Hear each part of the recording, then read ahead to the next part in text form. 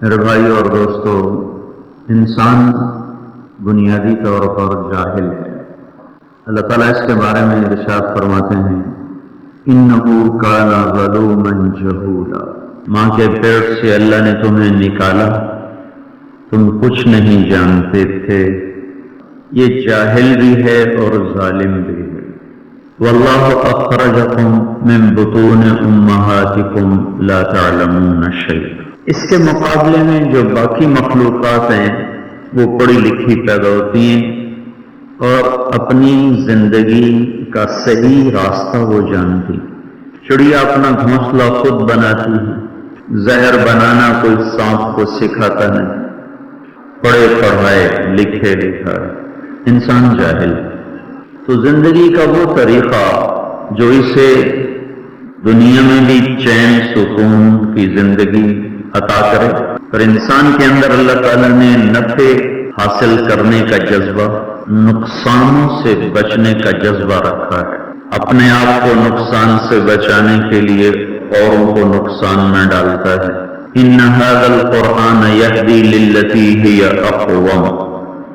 اب قرآن نے دعویٰ کیا، میں تمہیں وہ راستہ بتاتا ہوں جو سب سے زیادہ سیدھا ہے۔ تو یہاں پھر اس کو اپنے مالک اور خالق کے علم کی ضرورت پڑتی ہے، جو اس کو بتا سکے کہ اس زندگی کا راستہ کیا ہے۔ بس یہی ایک علم ہے، یہی ایک کتاب ہے جو تمہیں صحیح راستہ بتائے گی، باقی سب ٹیڑھے راستے ہیں۔ انسانی دماغ میں جو تردد ہوتا ہے اور کسی معاملے میں فیصلہ نہ کرنے کی جو کیفیت ہوتی ہے، اس کے 3 درجے ہیں۔ اس کے لیے عربی زبان میں 3 لفظ ہیں۔ شک یہ ہوتا ہے کہ ایک انسان فیصلہ کر ہی نہیں پا رہا کہ یہ کروں کہ یہ کروں، اس کو عربی میں کہتے ہیں شک، کہ اس کو کوئی بات واضح تو نہیں معلوم لیکن ایک طرف رجحان ہو گیا ہے، غالباً یہ ٹھیک ہے یہ غلط ہے، اور مریا ہوتا ہے لیکن ابھی واضح نہیں، اس طرح ہے، اس سوچ کا ترازو ایسے، پہلے ایسے ہے یہ شک ہے، پھر ایسے ہو گیا ایسے، یہ مریا ایسے اتنا، میرے خیال میں یہ ٹھیک ہے یہ غلط ہے، میرے خیال ہے، اور خیال تحقیق نہیں ہوتا، اس کو عربی زبان میں کہتے ہیں مریا۔ تیسرا درجہ ہے ریب۔ ریب یہ ہے کہ مجھے کسی بات میں ایک لمحے کے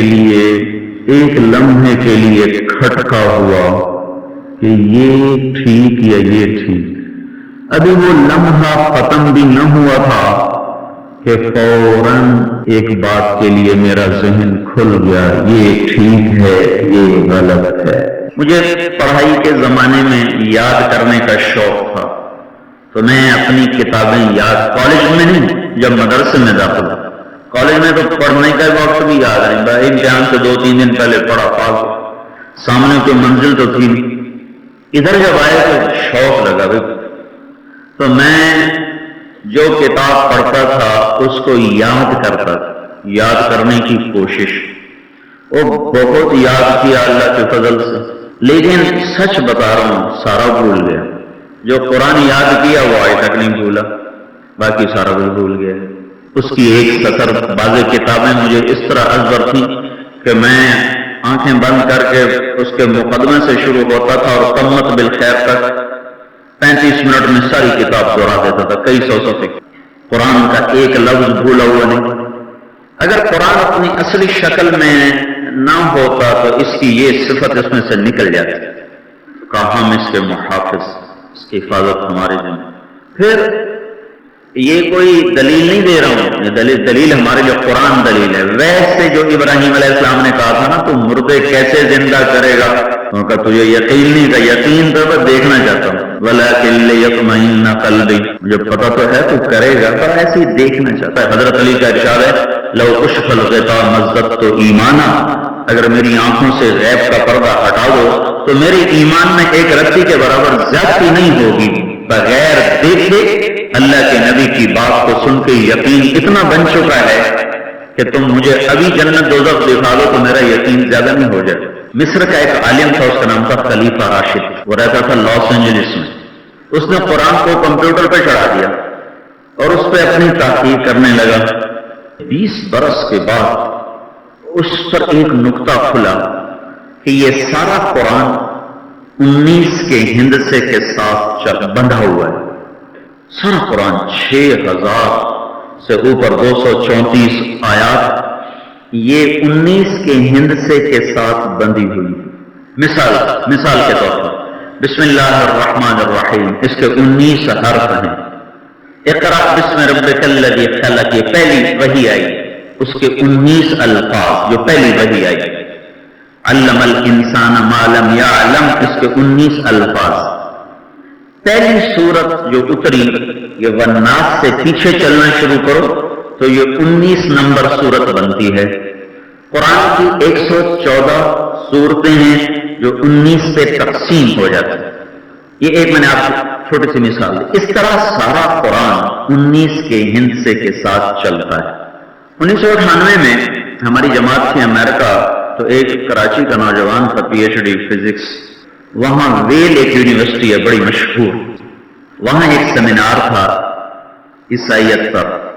تو اس میں کچھ 400 پی ایچ ڈی جمع.